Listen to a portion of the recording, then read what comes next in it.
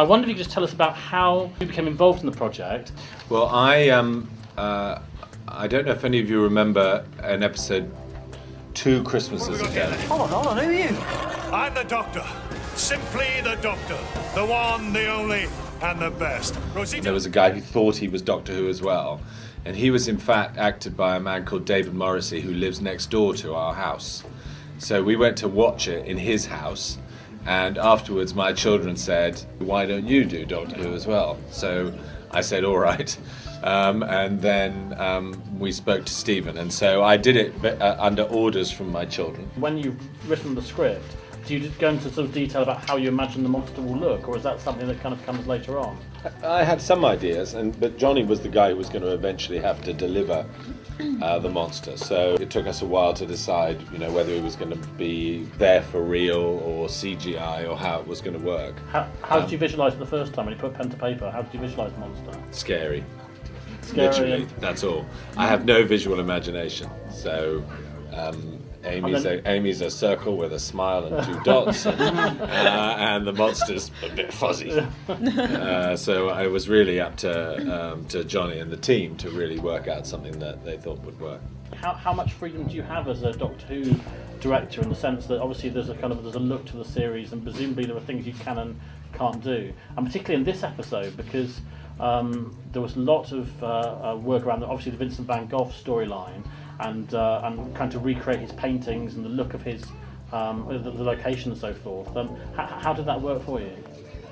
Well, in terms of what you can and can't do, I think you always are just guided by each individual story and script. What we wanted to do here was to, try and recreate Van Gogh's world with all the kind of the colour of that world and the excitement, but yet nevertheless have the kind of the ochre tones of 19th century Provence. So it was about balance, really. What was your favourite episode to film? Is that to everybody or? To Karen. To Karen. My favourite episode. I'm split between 2. This one, obviously. This one, clearly. No, I really did. Okay, 3. No, but listen to my reasoning. Because I was pregnant in Amy's Choice, and that was just really funny.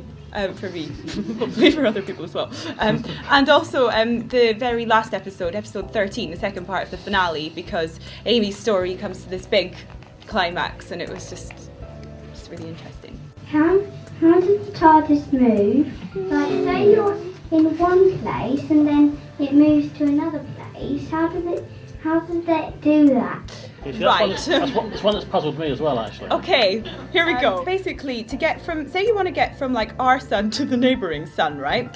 You want to get from A to B. The way to do that is the Doctor bends space-time and brings those 2 points together to create like a vortexy wormhole thing. And then the TARDIS travels through that, and that's what we see it when it's dematerial,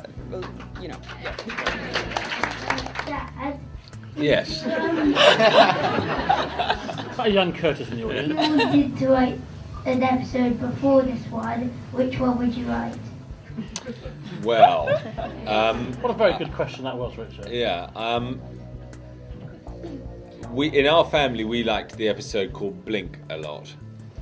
We thought that was very, very clever and very, very scary. So I wish I'd written that one. How come only Vincent could see the monster? How come he could see it? Yeah, only him. That's a very good question. My idea was that painters and artists can see things that we can't see. When a painter paints something, they don't paint exactly what you see with your eyes. They kind of get an extra vision of how it might be. And I've got a feeling that really, really great artists can actually see monsters that exist in the world which normal people can't see. So that was my idea. What was your favourite scene in that episode?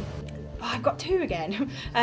The one where the Doctor is being flung around in the garden and Vincent's like trying to fight the monster. Because from Amy's point of view, it's really strange because she can't see anything and she's just seeing people flying around and Vincent going, "Argh!" So that was quite fun. And I liked the ending scenes as well, because they're quite sad. I like the scene when Van Gogh comes to the Musée d'Orsay and sees all those pictures, and I just think it was so miraculous that we found a guy who looked so like him. And I think Johnny shot that beautifully. There was a huge pressure on him, because I said this is the most important scene. Yeah, no so pressure. you've got to do it well. Yeah. But I think I love that one. And there's a really great moment when the painting comes in, his famous picture, and you see it next to our actor's face, and I think that made me really believe that, and every single scene, obviously, that Karen was in. I'd like to put you on the spot and whether you could think about the last 3 episodes that we haven't seen yet, and whether kind of Karen or Piers, you might be prepared to just tell us something, even if it's just a one word, a little exclusive hint of what we might expect, or a little teaser about what we might expect. I'm going to say time loop. Ooh. Raising the stakes there. Yeah. I'm going to say cracks in time. Oh. Do you feel that murmur of excitement there? You heard it here first.